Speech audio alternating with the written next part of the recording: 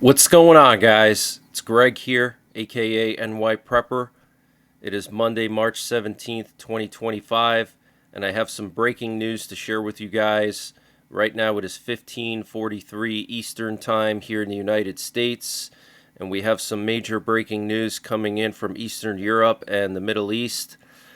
And before I get into that, I just want to show you what we have going on over the United States this afternoon. So we currently have U.S. nuclear forces on high alert again. We have a U.S. Cobra Ball plane patrolling North Dakota. And this is a special plane used to detect and track the trajectory of ballistic missiles, specifically ICBMs. So that is very concerning. It means that the U.S. is on high alert for the possibility of a missile launch of some kind. We also have a B-52 nuclear bomber airborne over Arkansas, which actually got aerially refueled by two KC-135s from Scott Air Force Base, which is very rare. And also we have a B-52 nuclear bomber returning from Europe. It took off from RAF Fairford in the UK, and on its way back, it hooked through the North Sea and along the coast of Norway, and then it flew over Greenland. So very interesting flight path. And then we also have a presidential doomsday plane leaving Wright-Patterson Air Force Base and heading towards Offutt Air Base, home of U.S. Strategic Command. And Wright-Patterson Air Force Base is often called the Area 51 of the East. And the Israeli Prime Minister is meeting right now with the entire Israeli military defense establishment after intelligence reports surfaced that Hamas is preparing to launch another offensive against Israel. So this is very, very concerning. And French President Emmanuel Macron on Saturday ruled out bringing back mandatory military service, but said he wanted to mobilize society in the face of Russian aggression and would make an announcement in the coming weeks.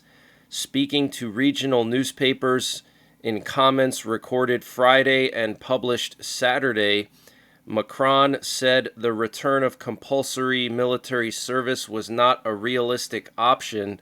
He said France no longer had the logistics to reintroduce conscription, which ended in 2001. We are going to look at ways to mobilize civilians, Macron told the regional press, adding that he wanted to consolidate the mobilization of society in the face of crises. So this is very, very concerning. Emmanuel Macron talking about mobilizing society. Very, very interesting.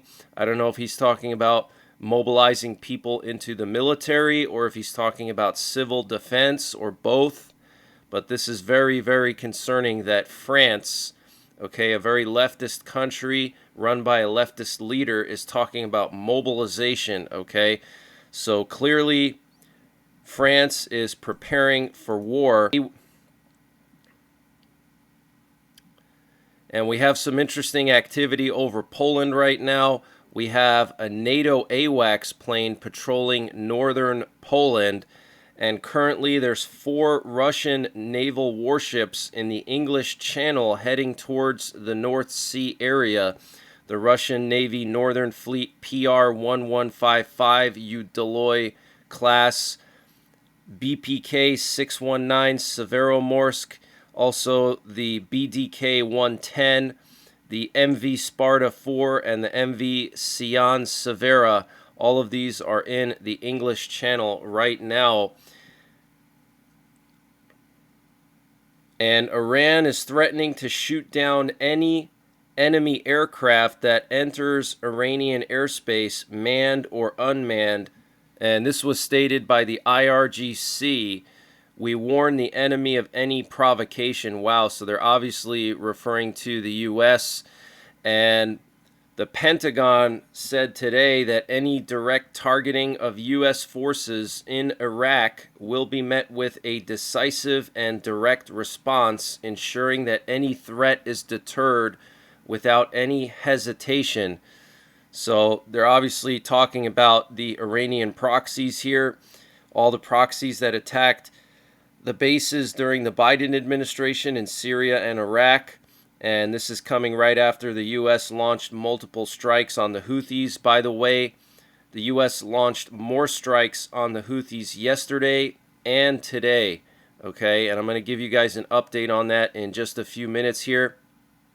Before I continue with the breaking news, I wanted to share the sponsor for this video, which is Lear Capital. Guys, it's very important to diversify your investments, especially your retirement portfolio. You should have a variety of different types of investments in your retirement portfolio, especially gold. Gold is a hedge against inflation and volatility in the stock market. You don't want to allocate all of your retirement savings to stocks. Okay, stocks are unstable, unsafe. If you think back to 2008, what happened with the stock market crash then, a lot of people completely lost their 401ks. So don't make that mistake. Allocate some gold to your 401k and your IRAs. And the company that I trust for gold is Lear Capital. Lear Capital has been in the business for 27 years, and they have multiple 5-star reviews, and they have a 24-hour risk-free trial, so you can purchase your gold, and if you change your mind within 24 hours, they'll refund your money back. But check out the link in the description below this video. That's NYPrepper.com for a free gold investor kit. You can also use their 800 number, 1-800-303-4303. Get that free gold investors kit. And another thing about gold is not only is it safe, but it's one of the few assets that has continually rose in price for the last several decades. So check out LearNYPrepper.com, 1-800-303-4303 for a free gold investors kit. And Sweden's military intelligence service, MUST, is warning that Russia's military threat won't end with a ceasefire in Ukraine. And according to Bavaria's health minister, the German healthcare system must be prepared for a possible war. The military threat to Europe from Russia and Trump's possible departure from the previous security partnership also means a massive need for action for the German healthcare system and civil society as a whole. Okay, so that's what the Bavarian health minister said, calling for basically civil defense, and that the German healthcare system needs to be beefed up to deal with casualties. Okay, very, very concerning. And Trump said he will be speaking with Putin tomorrow, and he said he may have something to announce after the conversation tomorrow morning. He said that land and power plants will be the focus of the talks. He said there's a very good chance the conflict in Ukraine will end soon, and that a lot of work was done on Ukraine over the weekend. And Ukrainian politician Oleksiy Honcharенko confirmed that there is a chance for the Zaporizhzhia nuclear power plant to be returned to Ukrainian control, and that the Trump administration is currently talking about it with Russia. Wow. And the Russian Foreign Ministry said earlier today that they will demand strict guarantees in any peace treaty with Ukraine. A Russian newspaper citing the Ministry of Defense reported that Russia will demand Ukraine's neutral status and NATO's refusal to accept its memberships in the peace treaty. And Reuters, citing the Russian Foreign Ministry, said the deployment of unarmed observers as part of international support for post-war Ukraine may be considered, if a peace agreement is reached. So the Russian Foreign Ministry wants unarmed observers, not armed peacekeepers, okay? And new evidence shows that Russia was behind the fire that destroyed the largest shopping mall in Warsaw, Poland, and the IKEA store in Vilnius, Lithuania. This was stated by Lithuanian prosecutors. The Polish Prime Minister stated today, "Dear allies, the investigation of the Lithuanian prosecutor's office has confirmed our suspicions that responsible for setting fires to shopping centers in Vilnius and Warsaw are the Russian secret services. Good to know before negotiations."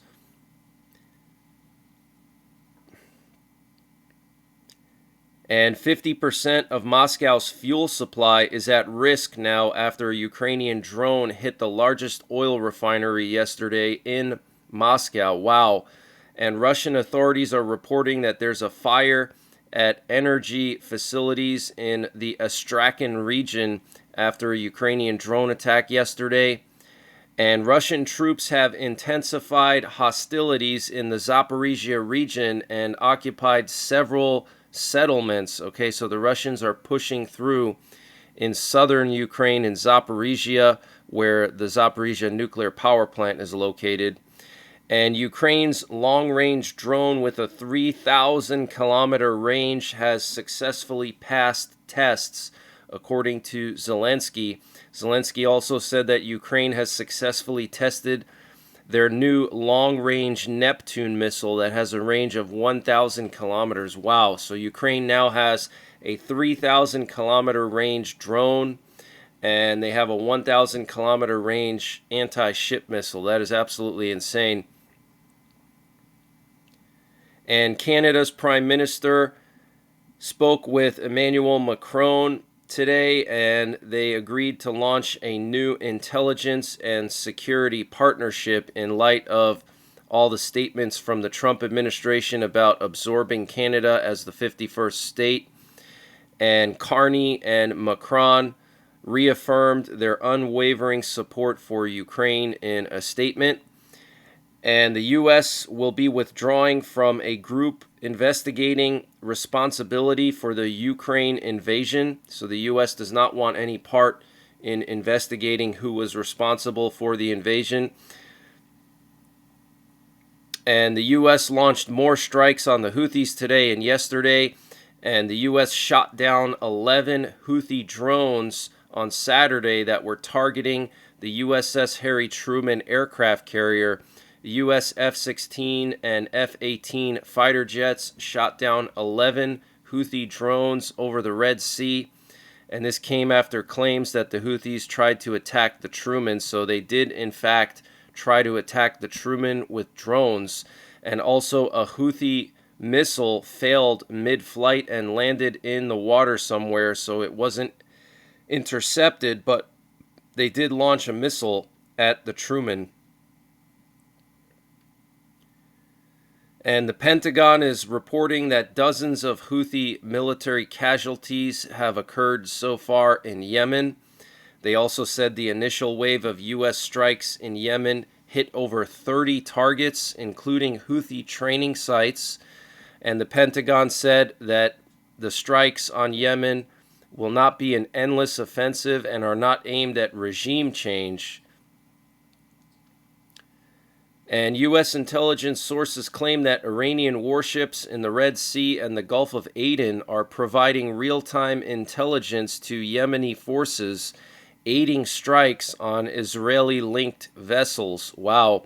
And Israeli air defenses have reportedly been placed on high alert over concerns that the Houthis will respond to the recent U.S. strikes in Yemen by attacking Israel.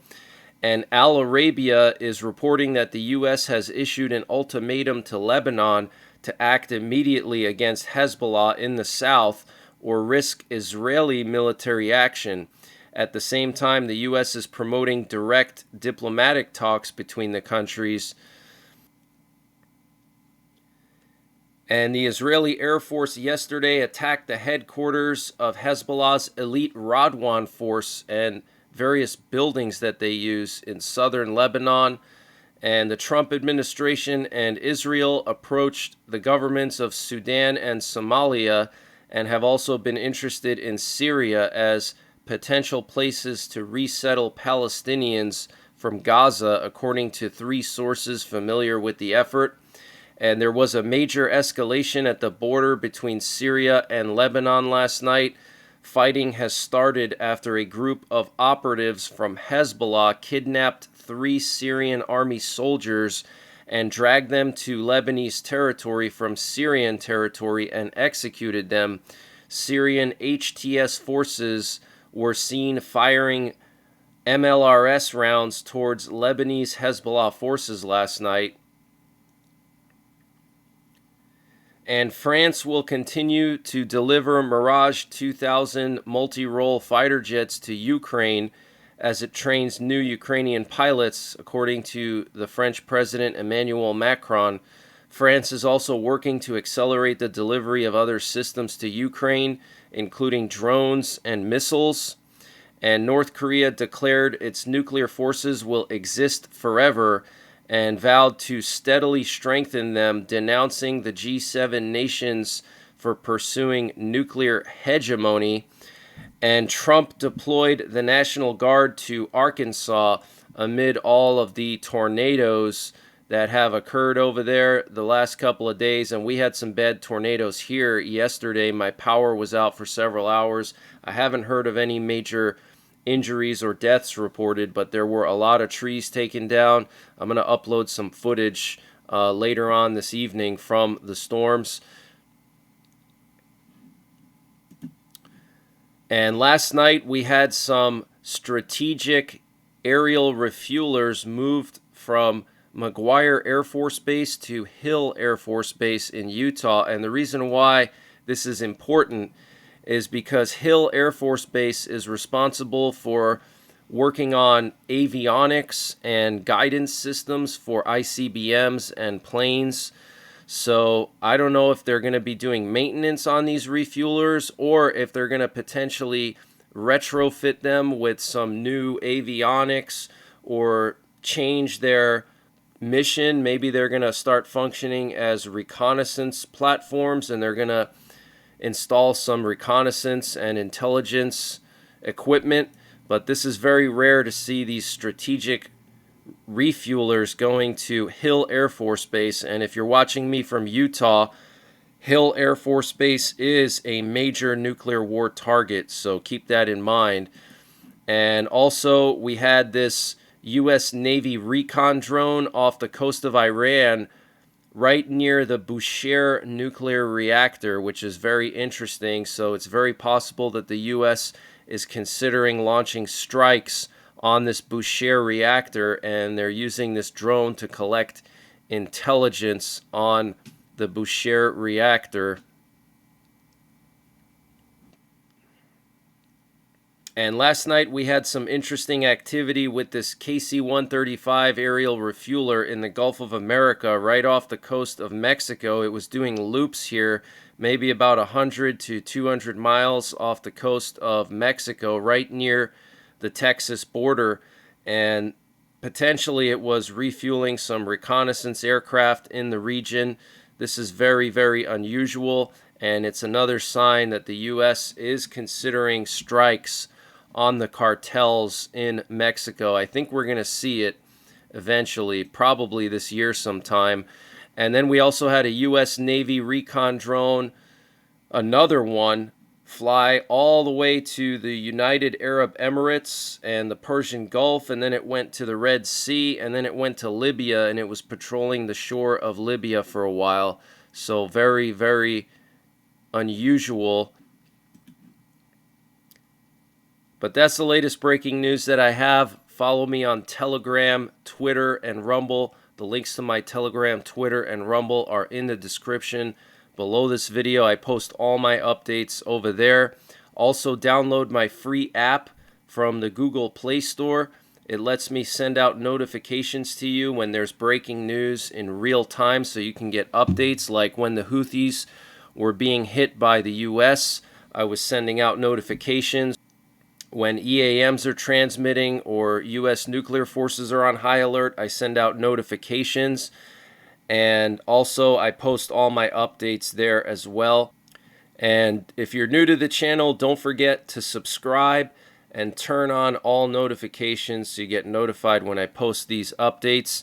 And until the next time, take care, God bless, and don't forget the 3 Ps: prepare, practice, and persevere.